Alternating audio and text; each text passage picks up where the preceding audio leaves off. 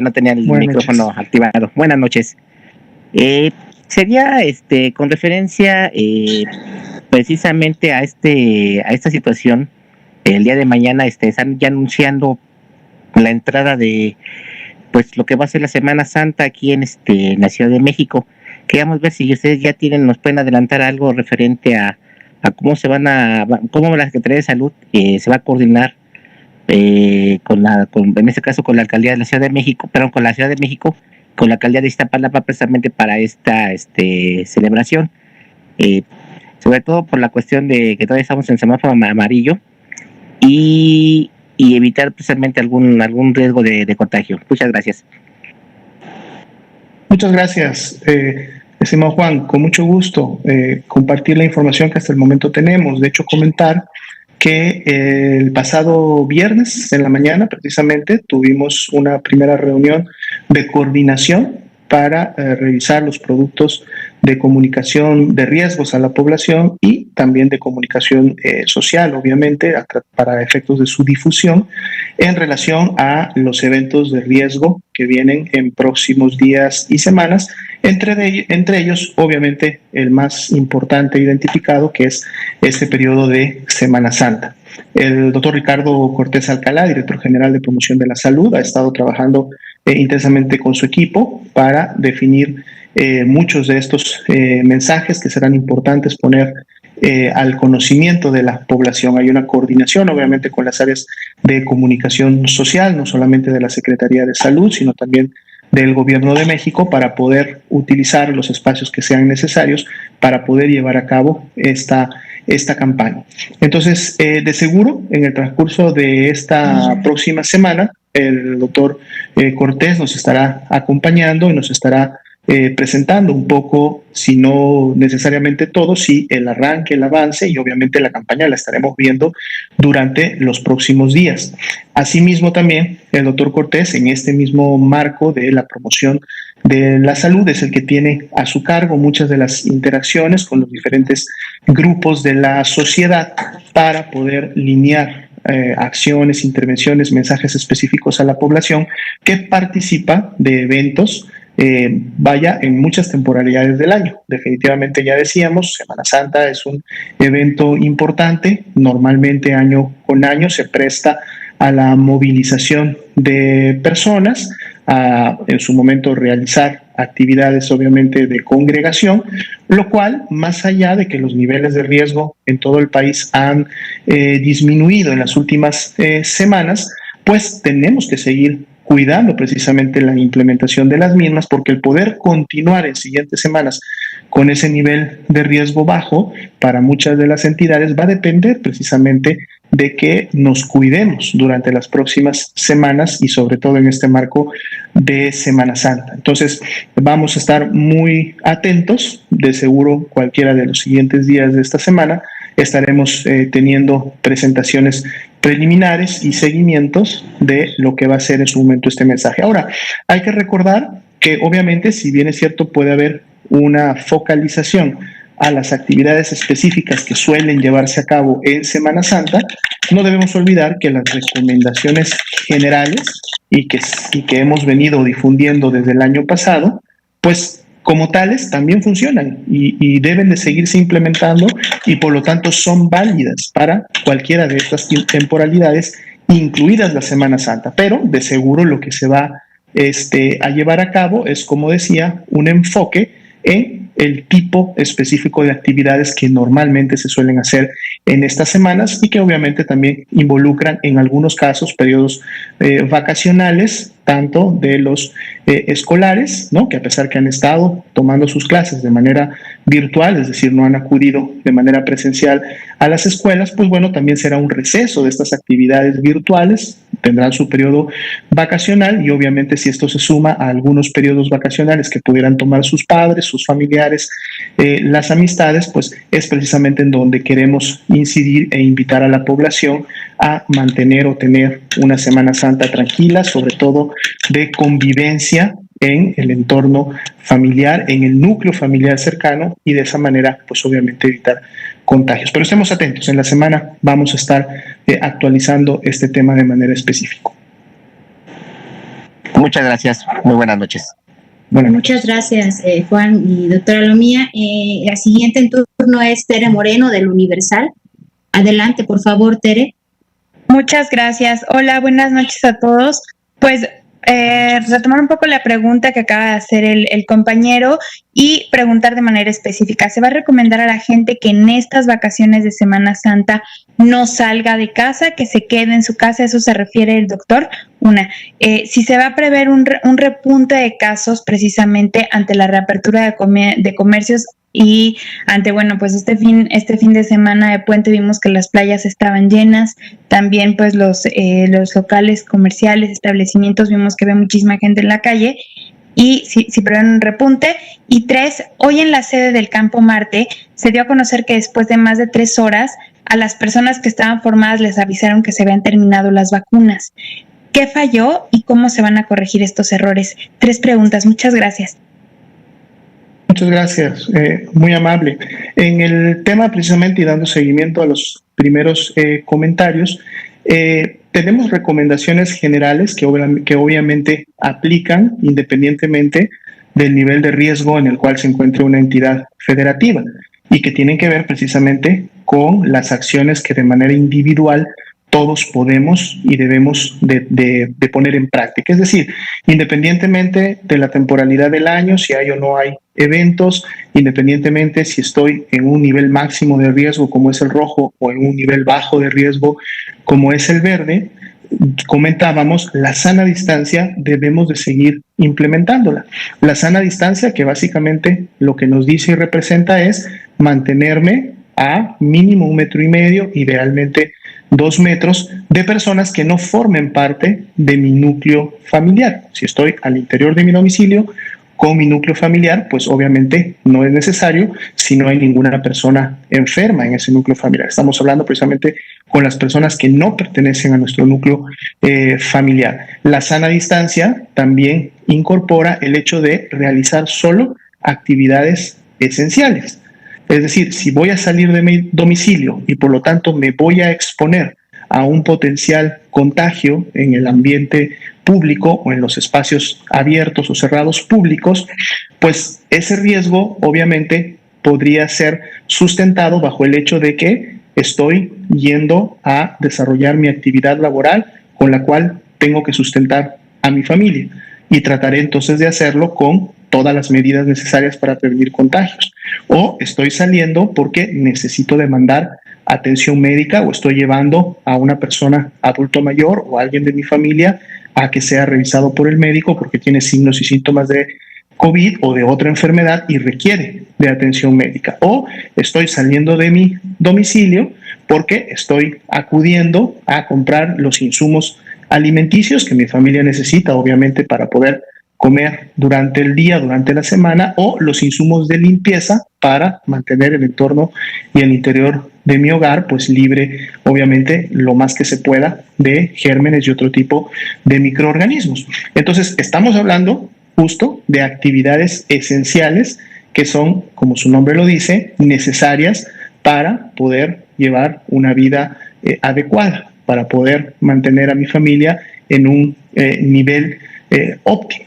Sin embargo, hay otro tipo de actividades que por no considerarse esenciales, entonces podrían esperar a que tengamos obviamente ya un control, una mitigación mucho más adecuada de la epidemia en meses posteriores, y entonces ahí es donde precisamente todos podemos contribuir a través de la toma de decisiones, tanto individuales como los que somos padres de familia o responsables de nuestros núcleos familiares, podemos tomar estas decisiones de si en estas semanas que vienen no es necesario, no se considera una actividad esencial tener que salir del domicilio a realizar actividades recreativas o de otra índole, pues puedo tomar la decisión de quedarme a pasar unas vacaciones de Semana Santa con mi núcleo familiar. Tengo tiempo suficiente para programar actividades al interior de mi hogar, de convivencia con mis hijos, con mi pareja,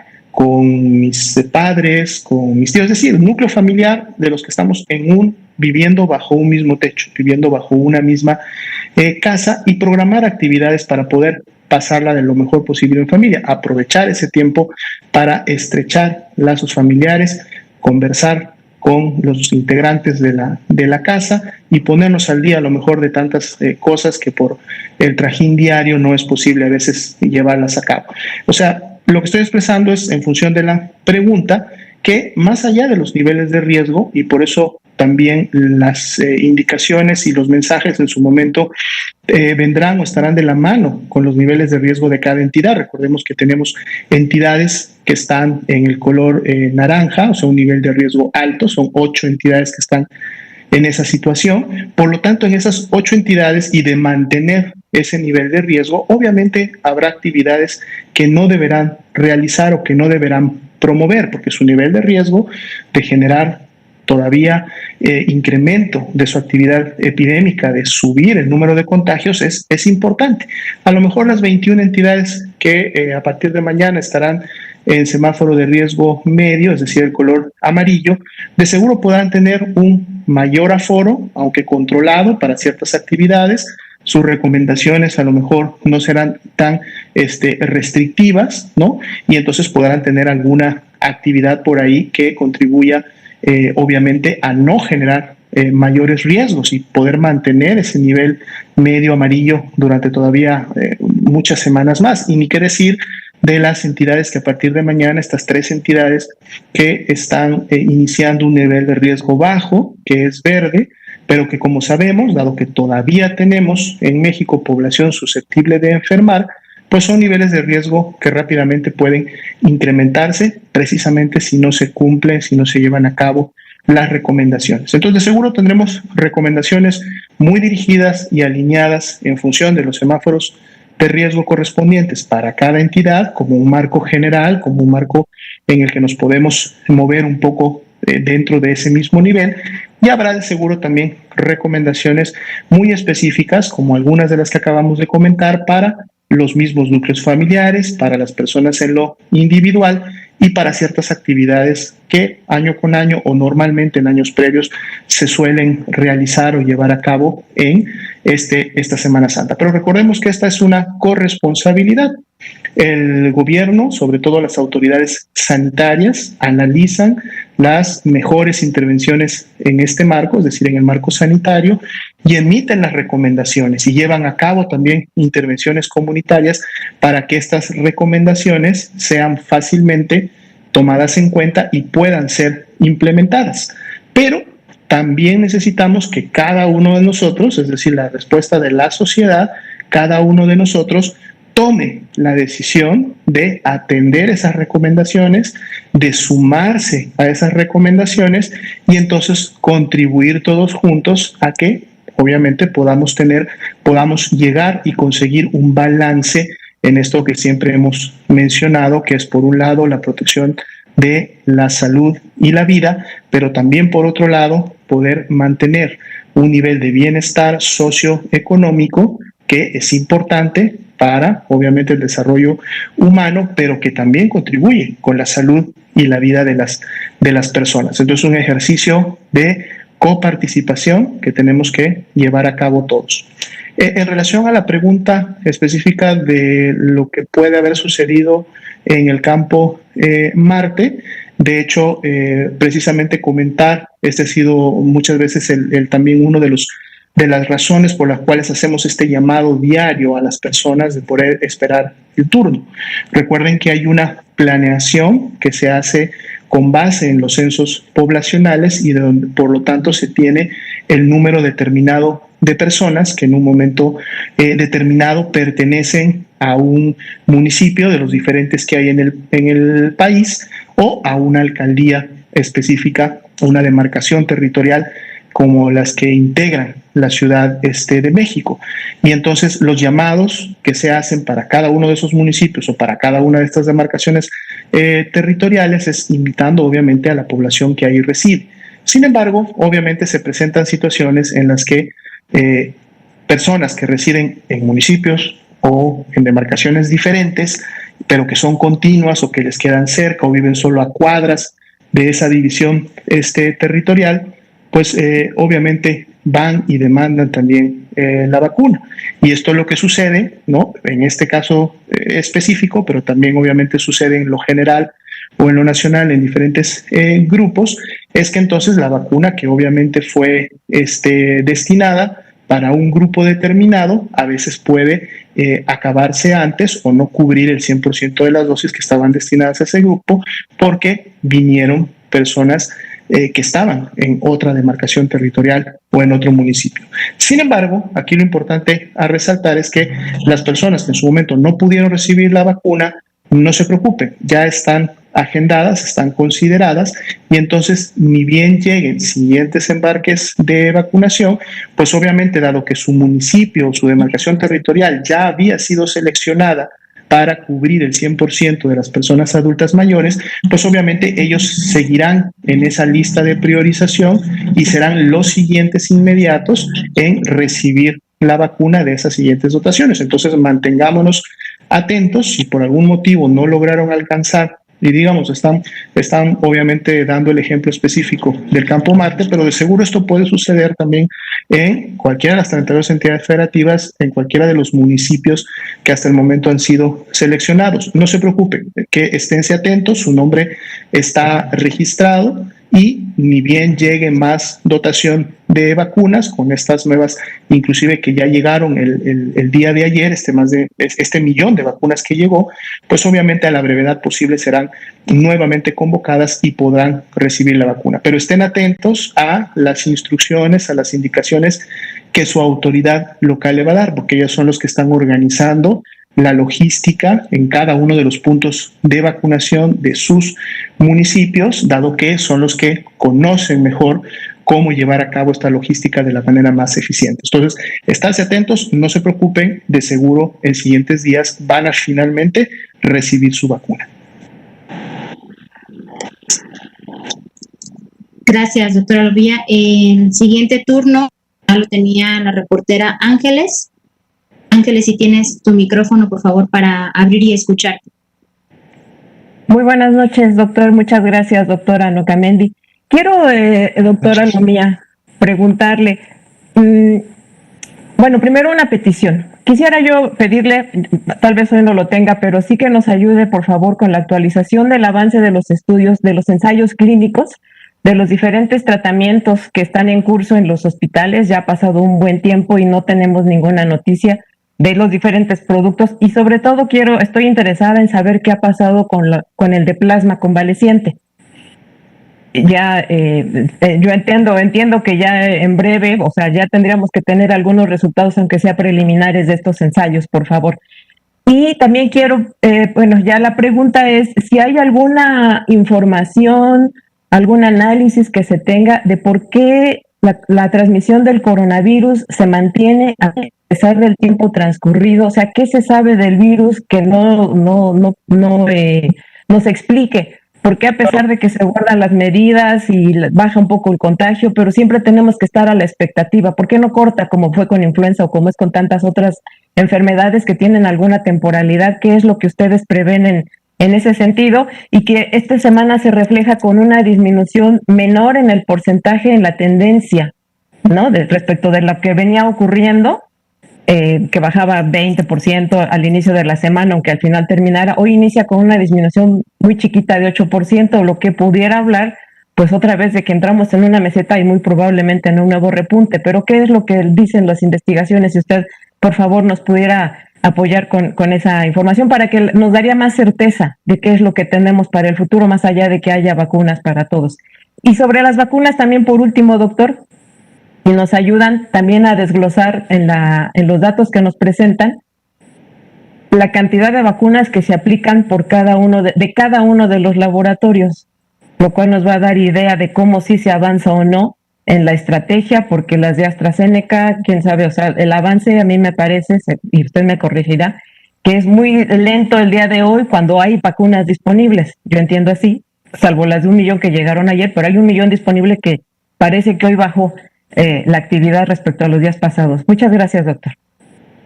Muchas gracias por las preguntas.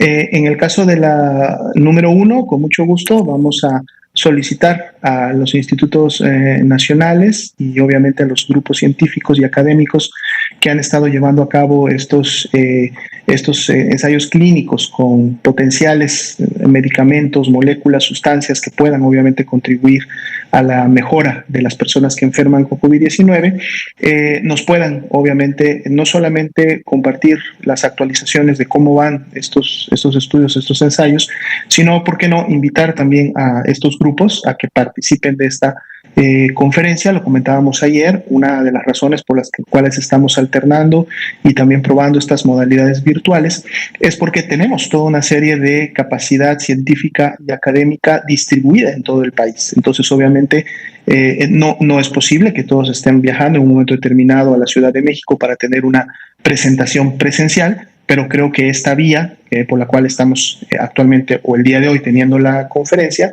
pues será muy importante para que, más allá de que tengamos nuestra conferencia presencial en la Ciudad de México, muchos de estos grupos nos puedan acompañar por la vía virtual y, ¿por qué no?, entonces invitarlos a presentar el resultado tan importante de sus investigaciones. Tomamos nota y lo vamos programando. Y también en el caso de la pregunta 3, con mucho gusto podemos obviamente incorporar esta información a nuestras actualizaciones para que, así como estamos reportando la totalidad de dosis que han arribado al país como la totalidad de dosis que se han aplicado, y tenemos la distribución por tipo de fabricante y vacuna de lo que ha llegado al país, pues igual entonces podemos proceder a reportar lo que se ha aplicado por cada tipo de vacuna. Con mucho gusto pedimos a nuestro equipo técnico que prepara la información para cada noche que nos haga el favor de en siguientes conferencias actualizarnos ese dato. Y en relación entonces a la segunda pregunta, que tiene que ver básicamente con la dinámica con la cual se comporta la epidemia de COVID-19. Partamos primero de algo que es pues, sumamente importante y que es la base de todo, que es precisamente que nos encontramos ante un nuevo tipo de coronavirus y por lo tanto una nueva enfermedad. ¿Por qué es importante esto? Porque entonces toda la población al menos enero del año pasado, descontando igual los poquitos casos que se llevaban hasta ese momento en Wuhan, China, pero de ahí toda la población mundial, no me refiero solo a de México, en todo el mundo, sí, éramos, y los que no hemos enfermado todavía, somos susceptibles a enfermar, a contagiarnos y enfermar de SARS-CoV-2 y por lo tanto desarrollar la COVID-19. Esto es importante porque entonces no hay ningún antecedente de algún tipo de inmunidad generada, ni menos que ésta sea cruzada para efectos de poder responder y no contagiarnos y en su caso enfermar de SARS-CoV-2. ¿Por qué digo que esto es importante? Sobre todo si lo comparamos a otras enfermedades virales que normalmente tenemos año con año y sobre todo en la temporada invernal. Pues bueno, porque para algunas de ellas ya existe una vacuna que además se aplica todos los años, como por ejemplo en el caso de la influenza o muchos otros virus respiratorios, adenovirus, renovirus, metaneumovirus, virus sincitiales respiratorios, etcétera, dado que ya los tenemos con nosotros muchos años hacia atrás, pues de alguna manera hay inmunidades naturales e inmunidades cruzadas que a nivel poblacional, al tenerlas, nos permiten obviamente tener cierta mitigación de la transmisión, dado que estos virus que ya han estado circulando mucho tiempo, al haber personas que ya no son susceptibles a los mismos, pues empiezan a dificultar que el virus obviamente encuentre y se transmita más rápidamente. Situación que no sucede con SARS-CoV-2. Ahora, ¿qué pasa? ¿Por qué una vez que ingresa o se crea este virus, se puede transmitir de humano a humano en el mes de diciembre del 2019 y empieza a través de estos mecanismos una transmisión? Pues bueno, es precisamente como vemos el comportamiento de la epidemia. Recordemos que estamos ante un virus que se transmite por la vía aérea. Cuando una persona enferma, cuando una persona tiene el virus en sus vías respiratorias, todas las gotitas, toda, digamos, la secreción que se encuentra en su garganta, que se encuentra en la zona de su boca, cuando esta persona tose, cuando esta persona estornuda, cuando esta persona habla, obviamente cada una de estas acciones tiene un nivel mayor o un potencial mayor de hacer llegar el virus hacia otra persona, pues entonces produce un contagio. Si yo estoy enfermo, toso y estornudo, tengo la posibilidad de que ese virus llegue a las vías respiratorias de las personas que están a menos de 1,5 metros de donde yo me encuentro. Entonces, una vez que el virus se transmite y se transmite a otra persona que tiene toda la capacidad de contagiarse y enfermar, pues entonces iniciamos con esta transmisión precisamente comunitaria que lleva primero a los brotes y lleva posteriormente a las epidemias.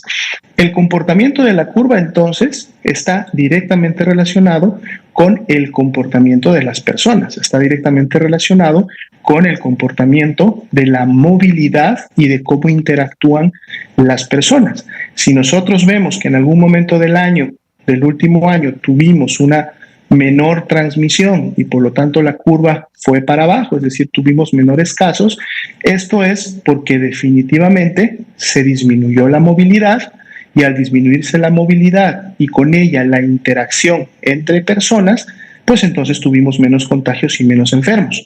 Si esta movilidad y esta interacción entre personas se incrementa, entonces inmediatamente y de manera directa vamos a tener un incremento de contagios y vamos a tener un incremento de personas enfermas, vamos a tener un incremento de ese grupo de personas enfermas que va a desarrollar enfermedad grave, enfermedad crítica, y dentro de ese grupo precisamente de enfermos críticos vamos a tener también lamentables disfunciones. Entonces, la dinámica de transmisión de la epidemia está directamente e íntimamente relacionada con la movilidad y la actividad en los espacios públicos de las personas.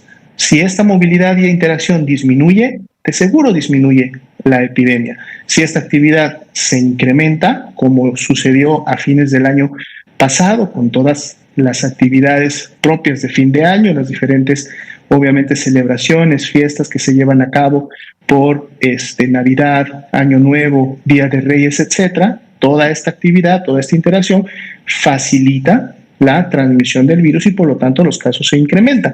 Si eso sucede, además, en un ambiente frío, estamos en temporada invernal, pues entonces todas las condiciones se dan para que el virus pueda tener una mayor transmisión. Disminuye nuevamente la movilidad, nuevamente volvemos a tomar más en cuenta, implementar y aplicar las medidas de prevención, entonces disminuyen los casos y es precisamente lo que hemos visto en las últimas semanas. Pero lo que tenemos que tener presente es lo que hemos estado comentando. Mientras todavía existan personas que no han enfermado, es decir, personas susceptibles de contagiarse y desarrollar signos y síntomas, entonces podemos tener todavía rebrotes, podemos todavía tener incrementos de la enfermedad. Y si se dan rebrotes y se dan incrementos de la enfermedad, vamos nuevamente a tener personas graves que van a requerir una cama de hospital general, una cama de hospital con ventilador y lamentablemente vamos a volver a tener personas que en su momento fallezcan a consecuencia de las complicaciones. Pero esto es una dinámica directamente ligada a la movilidad de las personas. Por eso el llamado que se realiza semana con semana, día con día, y sobre todo cuando estamos ante eventos que por su temporalidad contribuyen a esta movilidad de las personas, de que todos podamos tomar la decisión de realizar nuestras actividades de manera responsable, que prioricemos solo nuestras actividades esenciales, que en su momento tomemos conciencia que salir al espacio público es obviamente cuando todavía tenemos transmisión del virus y todavía tenemos personas susceptibles, es precisamente una acción que va a contribuir a que pueda incrementarse la epidemia.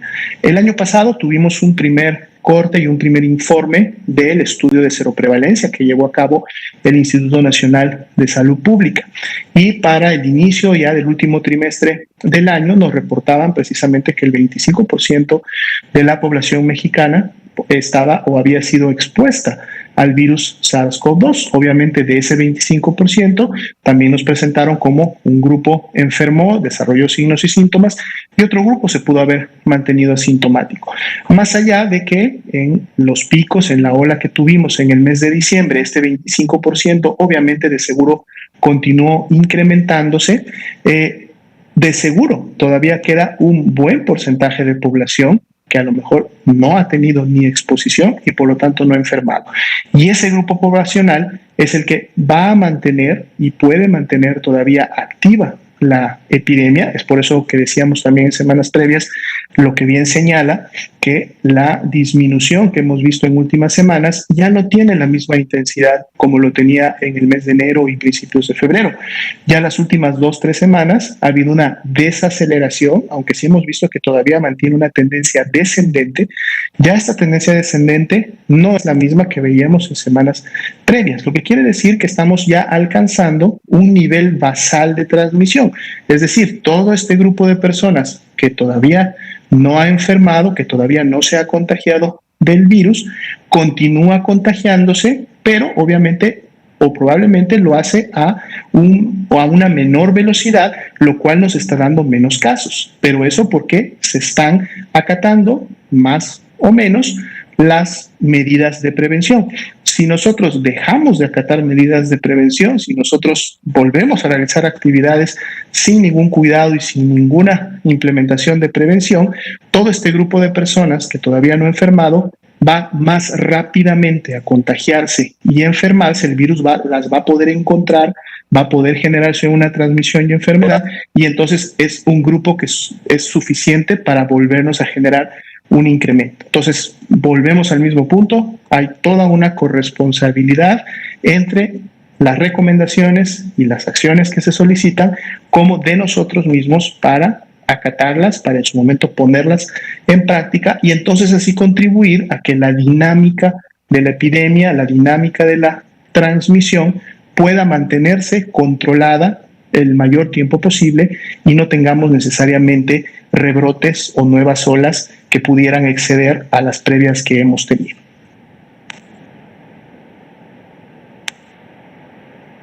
Muchas gracias, doctora Lomía. Justo revisando ya la hora, estamos pasando las 8 de la noche con 1 minuto. Cierto.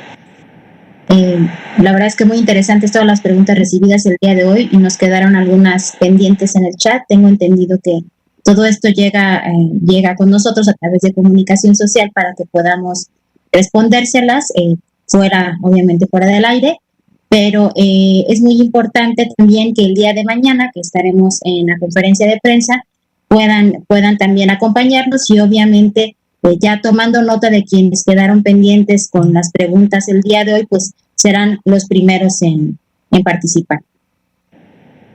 Agradecemos pues a todos los que están conectados, tanto en redes sociales como en sus televisores, a todos los mexicanos y mexicanas que están al pendiente, población general, trabajadores de la salud que están al pendiente de esta información, pues que tengan muy buena noche de domingo. Gracias, doctora Lomía, gracias a todos. Gracias. Y los vemos mañana. Muy amables.